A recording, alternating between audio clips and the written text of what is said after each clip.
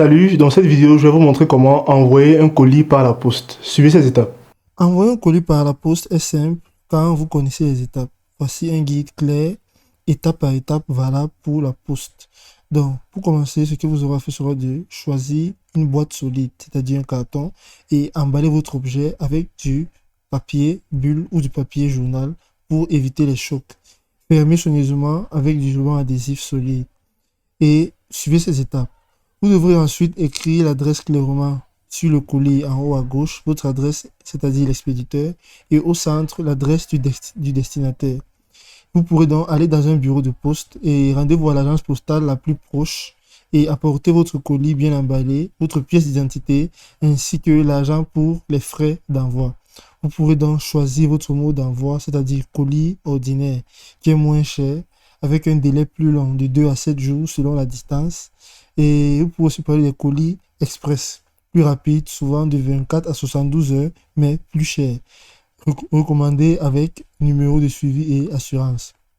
Vous devrez demander toujours un reçu avec un numéro de suivi pour vérifier où se trouve votre colis. Donc, aussi, en étant sur le site La Poste Mobile, vous pourrez venir ici sur transfert de courrier.